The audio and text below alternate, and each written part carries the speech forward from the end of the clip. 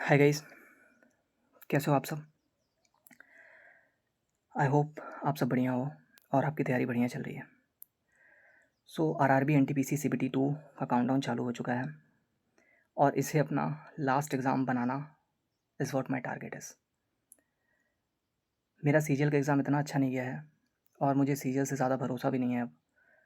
बहुत सारी अनसर्टेनिटीज़ हैं और ये मैं समझता हूँ कि और मेरा आईबी एसीआईयू में भी नहीं हुआ है। आईबी एसए में हो गया है, लेकिन फिर भी आईबी एसए से ज़्यादा इंपॉर्टेंट एग्ज़ाम अभी आरआरबी एनटीपीसी है और इस पे फुल फोकस है मेरा। और इसको मुझे लास्ट एग्ज़ाम बनाने के लिए अगले 4 दिनों में मेरी क्या स्ट्रेटजी रहेगी, ये डिस्कस करेंगे। मैं भी एक एस्पिरेंट हूँ, आप लोग भी एस्पिरेंट हो, थोड़ा-सा आप कनेक्ट कर पाओगे।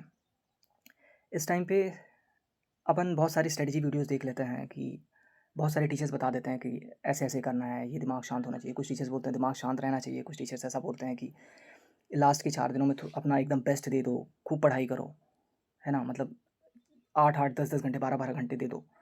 तो अपने को एज़ एन एस्पिरेंट क्या करना चाहिए? देखो, सबकी अपनी-अपनी कैपेबिलिटी होती है, कैपेसिटी होती है पढ़ने की, है ना? और एग्ज़ाम में परफ़ॉर्म करने की।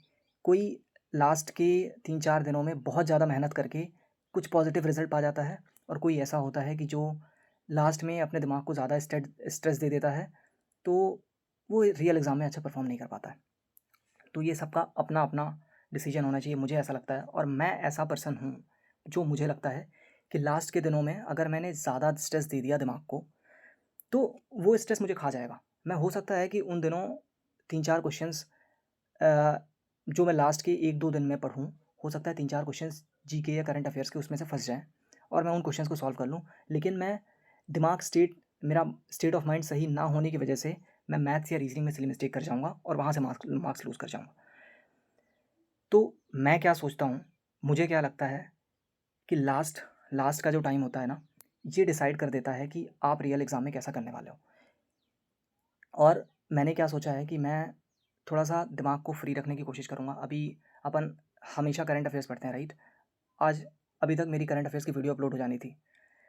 अराउंड 12 करंट अफ़ेयर्स अपन कर चुके हैं, 12 डेली डोज़ 12 तक कर चुके हैं, 13वां करूँगा, आज भी करूँगा वो। लेकिन पहले मैंने सोचा कि एक दिमाग को एक छोटा-सा आराम भी चाहिए होता है। कभी-कभी चीज़ें जो अपन पढ़ते हैं ना, उसे प्रोसेस करने के लिए दिमाग को टाइम चाहिए होता है और ये एक्चुअली मेरे साथ में है, मुझे चाहिए है टाइम।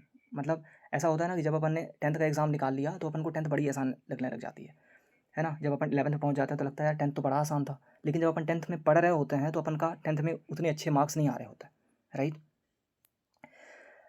तो मैं कहना ये चाहता हूँ कि लास्ट स्टेज पे दैट इज़ जो 3-4 दिन बचे हुए हैं, इन 3-4 दिनों का बेस्ट यूटिलाइज़ेशन करना है। Best utilization in the sense मैं ये नहीं बोल रहा हूँ कि बहुत ज़्यादा फ़ोर्स करना है दिमाग को।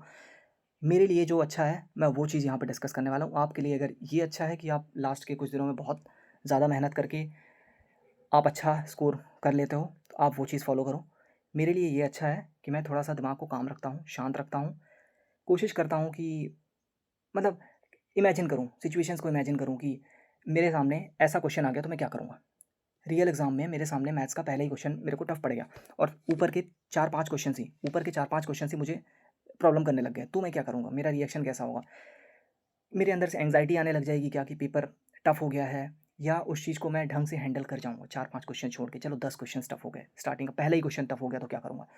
तो ये चीज़ मैं हमेशा करता रहता हूँ वैसे तो। एग्ज़ाम स्टार्ट होने के पहले मैं ये चीज़ें सोचता हूँ। जैसे अभी रियल एग्ज़ाम होगा अपना, उसके पहले अपने को लगभग आधे घंटे या 15 मिनट टाइम मिलता है, 15 से 20 मिनट बैठे रहते हैं। और मैथ्स से मेरा स्टार्ट करने का रीज़न भी यही है कि जैसे मैं मैथ्स से अगर स्टार्ट करता हूँ, अभी तो अपने को ये भी श्योर नहीं है कि ये सेक्शन वाइज़ आएँगे क्वेश्चन या फिर सब कुछ मिक्स्ड रहेगा, अपने को ये भी श्योर नहीं है।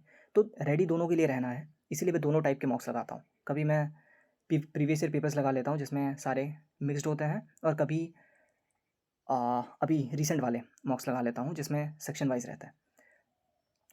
तो रेडी अपने को दोनों के लिए रहना है और अगर जैसे सेक्शन वाइज़ अगर आ गया, तो मैं हमेशा मैथ्स से स्टार्टिंग मेरी इसलिए होती है कि जैसे मैं मैथ्स पे आया, मैं पहले 15 मिनट दिमाग को शांत जैसे जो 15 मिनट स्टार्टिंग में मिलता है ना, उन 15 मिनट में दिमाग को शांत करके ये सोचने की कोशिश करता हूँ उन 15 मिनट में मैं दिमाग को शांत रख के ये सोचने की कोशिश करता हूँ कि अगर मेरे सामने ऐसा क्वेश्चन आया तो मैं क्या करूँगा? क्या मुझे उसको समय देना है कि क्या करना है? मेरी स्ट्रैटेजी कैसी है, जैसे मैं अपनी अपनी एकदम छोटा सा स्ट्रैटेजी पे डिस्कस करते हैं, ठीक है। स्टार्टिंग पहले स्ट्रैटेजी से कर लेते हैं। जो ये अपन 15 मिनट होते हैं ना, ये 15 मिनट जो होते हैं स्टार्टिंग के, इन 15 मिनट में दिमाग को एकदम शांत रखने की कोशिश करते हैं, थोड़ा सा मेडिटेशन करने की कोशिश करते हैं मन ही मन में।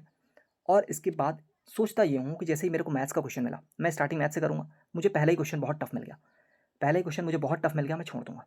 छोड़ दूँगा कैसे? पहले क्वेश्चन को तो पूरा रीड करना है, पूरा ए टू ज़ेड क्वेश्चन को पूरा रीड करूँगा, समझने की कोशिश करूँगा, समझ में आ गया तो ठीक है, 1 राउंड दूँगा। अगर समझ में क्वेश्चन आ गया है, तो 1 राउंड क्वेश्चन को देना है, एक बार में अगर क्वेश्चन सॉल्व हो गया, बहुत बढ़िया है। अगर क्वेश्चन एक बार में सॉल्व नहीं हुआ तो मैं छोड़ दूँगा, छोड़ देना है। सेकंड क्वेश्चन पे जाओ, सेकंड क्वेश्चन पे सेम चीज़ ऐसी हो सकती है। देखो, स्टार्टिंग में मुझे ये भी श्योर रखना है, मैं ये भी मतलब स्टार्टिंग में ये भी होता है कि दिमाग थोड़ा-सा स्लो चलता है, धीरे-धीरे दिमाग तेज़ होना चालू होता है। तो स्टार्टिंग में अपन थोड़ा-सा स्लो रहेंगे। रीडिंग की जैसे आरआरबी, एनटीपीसी, सीबीटी 2 जैसे कुछ भी अपन पढ़ रहे हैं ना, तो रीडिंग स्पीड स्लो होती है और धीरे-धीरे वो चीज़ बढ़ती जाती है। तो स्टार्टिंग में मुझे तैयार रहना है कि मैं थोड़ा-सा ज़्यादा टाइम मुझे लगेगा, इस चीज़ के लिए रेडी रहो। स्टार्टिंग टफ होती है, इसके बाद एंडिंग आसान हो जाती है। धीरे-धीरे चीज़ें आसान होने लग जाती हैं क्योंकि दिमाग इतने सारे क्वेश्चन सॉल्व कर चुका होता है कि परफेक्ट काम करने लग जाता है। तो और मैथ्स से स्टार्ट करने का फ़ायदा ये भी मिलता है कि जब अपन रीज़निंग पे जाते हैं ना, तो दिमाग ऑलरेडी अच्छे से काम करने लग जाता है और जैसे ही अपन रीज़निंग पे पहुँचते हैं, क्वेश्चंस बड़े तेज़ी से सॉल्व होने लग जाते हैं, बहुत तेज़ी से सॉल्व होने लग जाता है। तो जैसे मैं क्या बोल रहा था, हाँ, मैथ्स मैथ्स मैंने किया, पहला क्वेश्चन मेरे को टफ लगा। ये जैसा करना क्या है कि पहले क्वेश्चन को तो पूरा रीड करना है, ठीक है। अभी ये नहीं सोचना है कि अभी अरे यार मैंने 2 मिनट दे दिया है, 3 मिनट दे दिया। क्वेश्चन को पहले रीड करना है। अगर वो लेंदी लग रहा है, मतलब कि पूरा स्पेस ही ले लिया उसने, तो फिर अलग बात है, उसको छोड़ सकते हैं, देख के ही बड़ा लेंदी सा लग रहा है तो फिर अलग बात है। अदरवाइज़ 3-4 लाइन का क्वेश्चन है तो उसे पढ़ेंगे, समझेंगे, समझ के उसे करने की कोशिश करेंगे, एक अटेम्प्ट देंगे, एक अटेम्प्ट में अगर उसका आंसर आ गया तो उसको मार्क करेंगे और आगे निकल जाएंगे। अगर एक अटेम्प्ट में आंसर नहीं आया, सिर्फ उसे मार्क फॉर रिव्यू करके आगे निकल जाएंगे, मार्क फॉर रिव्यू करके, क्योंकि अपन ने उसको समझ लिया है। और अगर अपने को ऐसा लगता है कि एक अटेम्प्ट अपन ने दिया है, हो सकता है कोई कैलकुलेशन मिस्टेक हो गई हो, तो उसे मार्क फॉर रिव्यू करके आगे निकल जाएंगे। और अगर क्वेश्चन पल्ले ही नहीं पड़ा तो उसे तो फिर छोड़ देना ही बेटर है, राइट, उस टाइम पे। और मैंने जो देखा है अभी तक, इतने मॉक लगाए हैं मैंने, कि अपने को टाइम कैसे देना चाहिए, टाइम डिस्ट्रीब्यूशन की अगर बात करें थोड़ा सा, तो जैसे मैथ्स है, तो मैथ्स को स्टार्टिंग के मैं 30 से 35 मिनट देने की कोशिश करता हूँ। 35 मिनट में 35 क्वेश्चन, इतना हड़बड़ी में नहीं रहना है भाई, 35 मिनट दे दो, स्टार्टिंग में 35 मिनट दे दो। अगर मैंने मैथ्स स्टार्ट करी है तो मैंने 35 मिनट दे देना है उसको, ठीक है। अगर हड़बड़ी में करने की कोशिश करेंगे कि इसको 20 मिनट में निपटा देते हैं, तो इतने ज़्यादा क्वेश्चंस अपन छोड़ जाते हैं ना, और वो कॉन्फिडेंस भी गिर चुका होता है। अगर क्वेश्चंस ज़्यादा लीव हो जाते हैं तो कॉन्फिडेंस भी गिर जाता है, राइट। तो अपने को ज़्यादा क्वेश्चंस भी लीव नहीं करना है, क्वेश्चंस पढ़ना है, क्वेश्चन के अकॉर्डिंग रिएक्ट करना है। क्वेश्चन अगर बोल रहा है तो मुझे छोड़ो, तो मुझे करो, क्वेश्चन खुद बता देगा कि भाई तुम्हें क्या करना है, ठीक है। तो क्वेश्चन के अकॉर्डिंग रिएक्ट करना है। और 30-35 मिनट क्वेश्चन को अपने पास ये समय रखो कि हाँ, मैं 30-35 मिनट स्टार्टिंग के दे दूंगा। Similarly for reasoning as well, मैं रीजनिंग को भी 30-35 मिनट देने की बात क्यों कर रहा हूँ, क्योंकि रीजनिंग लेंदी आती है। आरआरबी एनटीपीसी की आरआरबी एनटीपीसी की रीजनिंग आपने देखा होगा, कई बार क्वेश्चंस 4-4 5-5 लाइन के रहते हैं, अपने को स्टेटमेंट पढ़ना होता है। तो यहाँ पे भी मैं 30-35 मिनट दे देता हूँ। स्टार्टिंग के 30-35 मिनट में मैं इसको निकालने की कोशिश करता हूँ। कई लोग बोलते हैं 20 मिनट में निकाल दो, 20-30 मिनट। नहीं करना यार, मुझे नहीं करना है। मैं 30-35 मिनट दूंगा, सारे क्वेश्चंस को ढंग से पढ़ूंगा, तो मेरी एफिशिएंसी ज़्यादा होती है। अगर मैं हड़बड़ी करने की कोशिश करता हूँ, हड़बड़ाता हूँ, तो चीज़ें बिगड़ जाती हैं, राइट। और इसके बाद अपने 70 मिनट जा चुके होते हैं, 30 मिनट और बचे हैं अभी। 35-35 अपन देते तो 70, 20 मिनट बचा है ना, चलो जीके के लिए अभी 20 मिनट बचा हुआ। अगर 35-35 मिनट भी अपन ने दे दिया, 20 मिनट जीके के लिए काफ़ी है। इतना ध्यान रखो, 20 मिनट जीके के लिए काफ़ी है। अपन 15 मिनट में जीके से निकल जाएंगे, 10 से 15 मिनट में जीके से निकल जाएंगे। तो जीके को मैं एकदम लास्ट में टाइम देता हूँ, मैथ्स को पहले, रीजनिंग को इसके बाद, फिर जीके को लास्ट में टाइम देता हूँ। और जब अपन का 10-15 मिनट में ये निकल जाता है, 5 मिनट बचे होते हैं, 5 मिनट में मैथ्स और रीजनिंग के जो भी क्वेश्चन छूटे हुए होते हैं वो क्वेश्चन कर लेते हैं, ठीक है। तो ये हुई स्ट्रैटेजी की बात। अगर सेक्शन वाइज आता है तो, और अगर सेक्शन वाइज नहीं आया, मिक्स्ड क्वेश्चंस आए, तो फिर क्या करना है? तो फिर सीधे सीधे मतलब क्वेश्चन जैसे 1 से लेकर के 100 तक ऐसे ही अपन जाएंगे, 1 से लेकर के 120 क्वेश्चन तक। पहला क्वेश्चन करने लायक है तो करेंगे, नहीं करने लायक है तो छोड़ देंगे, और चीज़ मतलब बस बाय द फ्लो के हिसाब से बस जाते जाएंगे। तो ये मेरा स्ट्रैटेजी है दोनों के लिए, राइट। और देखो, अगर अपन ने सीजीएल की प्रिपरेशन ढंग से करी है, यकीन मानो, अगर सीजीएल की प्रिपरेशन ढंग से करी है तो आरआरबी एनटीपीसी में टाइम की कमी नहीं होती है। मैंने प्रीवियस ईयर पेपर्स बहुत सारे लगाए हैं, और प्रीवियस ईयर पेपर से ही अपन रेफरेंस ले सकते हैं। अपन आरबीई के मॉक या फिर पंडित्स के मॉक या फिर जो भी प्लेटफॉर्म टफ मॉक्स बनाते हैं, उन मॉक्स से अपन ये रेफरेंस नहीं ले सकते। तो अपन ने अगर प्रीवियस ईयर पेपर सॉल्व किया है, अपन को टाइम की इतनी कमी नहीं पड़ रही है, तो अपन बड़े अच्छे पोजीशन पे हैं और एग्ज़ाम में बहुत अच्छा परफॉर्म करने वाले हैं। अगर देखो स्कोर की बात करें ना, स्कोर अभी मेरा अगर एवरेज लेके चलूँ तो 85 के आसपास रहता है, 85 के आसपास रहता है प्रीवियस ईयर पेपर्स में। लेकिन मुझे पहुँचाना कहाँ तक है, इसे 100 पहुँचाना है। अगर मैं 95 से 100 मार्क्स स्कोर करता हूँ, अगर मैं 95 से 100 मार्क्स स्कोर करता हूँ, रॉ मार्क्स की बात कर रहा हूँ और रॉ मार्क्स पे ही सिलेक्शन होना है इस बार, तो मैं श्योर हो सकता हूँ कि मेरा सिलेक्शन हो जाएगा। पेपर देके आने के बाद एक थोड़ा सा आइडिया लग जाता है कि मेरे मार्क्स कितने होने वाले हैं। तो अगर मैं 95 से 100 के आसपास स्कोर करता हूँ, देखो पिछले मॉक में मेरे जस्ट 78 आए। और उसका रीज़न ये था कि बीच में एक कॉल आ गया, उनने बोला कि कहीं चलना है। कॉल में उन्होंने बोला कहीं चलना है तो थोड़ा सा जल्दी आ जाओ। तो उस चक्कर में मैंने क्या सोचा कि मैं 15 मिनट पहले पेपर ख़त्म कर दूँगा। टाइम की इतनी कमी होती नहीं है, मैं पेपर को 15 मिनट पहले ही ख़त्म कर दूँ। और 15 मिनट पहले ख़त्म करने के चक्कर में मैंने टाइम तो पूरा ही ले लिया, 4 मिनट पहले मैंने पेपर ख़त्म किया और मैं जीके को एकदम आग ही लगा दिया, बोलते हैं, ठीक है। रीजनिंग में क्या हुआ था, मैथ्स मैंने कर लिया था, मैथ्स में मेरे अच्छे मार्क्स भी आए थे, 33.75, एक शायद गलत हो गया था। और रीजनिंग में क्या हुआ था, 3-4 सिली मिस्टेक हो गई थी, 3 से 4 सिली मिस्टेक हो गई थी। तो ये हड़बड़ाने के चक्कर में ये सिली मिस्टेक होती है और ये सिली मिस्टेक बहुत कॉस्ट करती है, राइट। तो मेक श्योर करना है कि सिली मिस्टेक ना हो, दिमाग को बहुत शांति से डबल चेक करके आंसर मार्क करना है। और स्कोर का टारगेट कितना रहेगा, मैं यहाँ पे स्कोर नहीं कर पा रहा हूँ, लेकिन आप लोग देखना मैं इतना दिमाग को शार्प करके जाऊँगा कि मुझे 95 टू 100 चाहिए। 95 टू 100 मेरा टारगेट है। टारगेट मैं 90 ही रखता हूँ, वैसे बोलूँ तो 90 मार्क्स अगर सोच करके चलता हूँ तो मैं 90 प्लस लेके आता हूँ। अगर मैं टारगेट ही 95 100 रखने लग जाता हूँ तो मैं फंस जाता हूँ, बीच में फंस जाता हूँ, 90 से भी नीचे आने लग जाता है। तो मेरा टारगेट रहेगा कि मुझे 90 पहुँचना है और 90 एटलीस्ट पहुँचना है, राइट। किसी तरह से 90 पहुँच जाओ बस, 90। और 90 पहुँचने के लिए क्या है, 70 नंबर की मैथ्स रीजनिंग आती है, 70 नंबर की मैथ्स रीजनिंग आती है। मैथ्स रीजनिंग में से 65 आसान है लाना, 65 से 70 नंबर में टारगेट करूँगा यहाँ पे। मैथ्स रीजनिंग से 65 से 70 नंबर। और अगर देखो, अगर 65 तो आने हैं, 65 तो आ जाएंगे। अगर 70 हो जाता है ये किसी तरह से और 30 मार्क्स यहाँ से कहीं से आ जाते हैं, जीके से आ जाते हैं, चांदी हो गई भाई, चांदी हो जाएगी 100 नंबर पे। और 25 नंबर, 50 से 25 नंबर कोई बड़ी बात नहीं है जीके में। इतना पढ़ा है तो मेरे को ये भरोसा है कि मैं 25 नंबर कोई बड़ी बात नहीं है, 25 नंबर जीके में ला सकता है, कोई बड़ी बात नहीं है। मैंने करंट अफेयर्स पे भी इस बार ही ध्यान दिया है, तो मुझे भरोसा है कि 25 नंबर एटलीस्ट मुझे जीके में आने चाहिए। नहीं आते हैं तो फिर वो क्या ही कर सकते हैं, लेकिन अपना फुल एफर्ट मैंने मारा है, मुझे भरोसा है कि मैंने ढंग की पढ़ाई करी है। मेरा लास्ट एग्ज़ाम है, होगा शायद ये, क्योंकि आरआरबी एसएससी सीजीएल पे मुझे भरोसा है नहीं इतना ज़्यादा, है ना। तो इसके लिए देखो, अभी अपन ने करी थोड़ी सी अटेम्प्टिंग स्ट्रैटेजी की बात। इसके अलावा आज अपन 13th डोज भी करेंगे, डोज 13 करंट अफेयर्स का, लेकिन थोड़ा सा दिमाग शांत करके करेंगे अब, है ना। 1 से 10 करंट अफेयर्स जो अपन ने करे हैं वो ज़्यादा इंपॉर्टेंट है। फिर 11 से और आगे जो अपन कर रहे हैं वो थोड़े से इतने इतने इंपॉर्टेंट नहीं रहेंगे जितने 1 से 10 वाले रहेंगे, राइट। तो परमार सर ने भी क्या कोशिश करी होगी कि स्टार्टिंग में जो ज़्यादा इंपॉर्टेंट करंट अफेयर्स हैं उन्हें बता दें। तो 1 से 10 करंट अफेयर्स के डोज बड़े इंपॉर्टेंट है, वो अगर अपन ढंग से रहते हैं ना, एकदम टिप्स पे रहता है, तो वहाँ पे अपन अच्छा स्कोर कर सकते हैं करंट अफेयर सेक्शन में। और करंट अफेयर्स लगभग 11 से 12 मार्क्स के आता है, तो 11 से 12 मार्क्स मुझे नहीं चाहिए, मुझे 5 से 6 मार्क्स से मिल जाए, इतना ही बहुत है। 5 से 6 मार्क्स मुझे करंट अफेयर से मिल जाए और बाकी सब्जेक्ट से भी थोड़ा थोड़ा मार्क्स लेके आ जाएंगे, राइट। Just a second. तो इसके बाद थोड़ा सा बात कर लेते हैं स्ट्रेस या प्रेशर का। स्ट्रेस या प्रेशर का, तो आप भी एस्पिरेंट हो, मैं भी एस्पिरेंट हूँ, राइट। टीचर्स बता देते हैं कि अपने को कितना स्ट्रेस लेना है, कितना स्ट्रेस नहीं लेना है, एग्ज़ाम में कैसे करना है, लेकिन एज एन एस्पिरेंट थोड़ी सी स्ट्रेस तो रहता है। अगर आपने ढंग से प्रिपरेशन करी है तो दिल धक धक करता रहता है। एग्ज़ाम में मेरे को याद है, मेरे मेरे सीजीएल एग्ज़ाम में मेरे पैर और हाथ दोनों काँप रहे थे, लेकिन मैंने दिमाग को इतना स्ट्रॉन्ग रखा था ना कि सीजीएल के प्री की बात कर रहा हूँ 2024 वाले में, तो मेरा पैर और हाथ दोनों लिटरली काँपने लग गया था उस टाइम पे। लेकिन मेरा दिमाग इतना स्ट्रॉन्ग था ना कि मैं अच्छा कर पाया एग्ज़ाम में। वहाँ पे मेरे 159.5 रॉ मार्क्स थे और नॉर्मलाइज़ होकर 165 पहुँच गए थे। तो मुझे दिमाग पे ज़्यादा वर्क करना है अभी। अभी मुझे ऐसा लगता है कि अगर मैं अपने दिमाग को अपने काबू में रख पाया, एग्ज़ाम के दिन अगर मैंने अपने दिमाग को अपने काबू में रख पाया, तो मैं बहुत अच्छा परफ़ॉर्म करने वाला हूँ। क्योंकि मुझे पता है मैंने पढ़ाई करी है।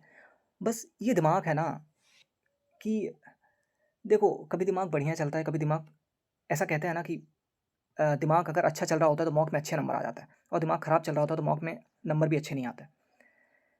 तो मुझे फ़ोकस करना है, मेरा माइंड, स्टेट ऑफ माइंड सही रहे।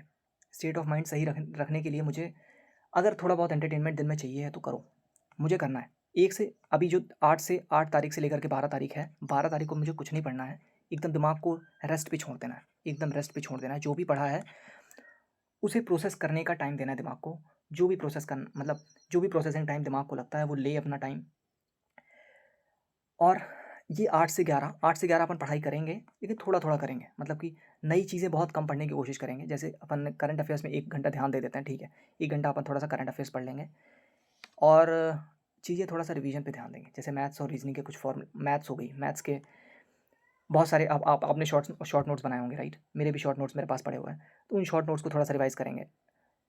और जो चीज़ अपन ने पढ़ रखा है, जैसे जीके में हो गया, जो भी अपन ने पढ़ा है, थोड़ा-सा उन चीज़ों को रिवाइज़ कर लेंगे कि अगर दिमाग के किसी, मतलब अगर दिमाग से कोई चीज़ अगर हट चुकी है, या फिर कन्फ्यूजन है किसी दिमाग में किसी क्वेश्चन को लेकर के, वो चीज़ क्लियर हो जाएगी। किसी फ़ॉर्मूले को लेकर के कन्फ्यूजन है मैथ्स में, तो वो चीज़ क्लियर हो जाएगी। तो जो चीज़ पढ़ा है थोड़ा-सा उस पे ध्यान देंगे, उस पे थोड़ा-सा ज़्यादा ध्यान देंगे, है ना? Comparative to what? Comparative to नई कोई चीज़ पढ़ रहे हैं। नई क्या पढ़ रहे हैं अपन? इस समय पे नया करंट अफ़ेयर ही पढ़ रहे होंगे। और इसके अलावा जैसे परमार सर ने जीके के ज्योग्राफ़ी के क्वेश्चंस कराएँ। ज्योग्राफ़ी, हिस्ट्री या पॉलिटी की बात करें, तो देखो, उन क्वेश्चंस को अगर अपन सही में देखें, तो जैसे क्वेश्चंस उन्होंने कराए हैं ना, 300 क्वेश्चंस, मैं टिप्पणी नहीं करना चाहता हूँ इस बात पे, लेकिन वो उन्होंने टॉप के क्वेश्चंस कराए हैं। टॉप के क्वेश्चंस कहने का मतलब ये है कि वो ऐसे क्वेश्चंस हैं ज्योग्राफ़ी के या हिस्ट्री के या पॉलिटी के, जो बहुत से लोगों ने गलत किए हैं। और सिमिलरली यही चीज़ अमन सर भी करा रहे हैं। अमन श्रीवास्तव सर की बात कर रहा हूँ मैं, एसएससी लैब वाले। तो वो टॉप के क्वेश्चंस उठा रहे हैं। अगर वो क्वेश्चंस आपसे नहीं बन रहे हैं ना, तो इतना स्ट्रेस लेने की ज़रूरत नहीं है। ठीक है, अगर पढ़ लिया मैंने, हिस्ट्री और पॉलिटी पढ़ा है, यहाँ से चीज़ें मुझे थोड़ा-थोड़ा समझ में आ रही थी, ठीक है, कि क्या-क्या चीज़ें हिस्ट्री और पॉलिटी से इंपॉर्टेंट हो सकती है। ज्योग्राफी का परमार सर का मैंने लेक्चर देखा, मेरे होश उड़ गए। मैं देख ही नहीं पा रहा था यार, मुझे कुछ नहीं समझ में आ रहा था। वो क्या बता रहे हैं, क्वेश्चन पढ़ रहे हैं, उसका आंसर टिक कर रहे हैं, आगे जा रहे हैं। सेम चीज़ उन्होंने सारे सब्जेक्ट्स में करी है।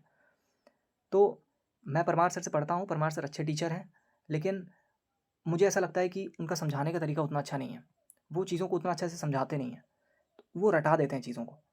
और वही अमन सर की बात करें, अमन सर समझाते बहुत अच्छा हैं। अमन श्रीवास्तव सर एसएससी लैब वाले, वो समझाते बहुत अच्छा है, लेकिन उनके क्वेश्चंस एग्ज़ाम में डायरेक्ट नहीं आते।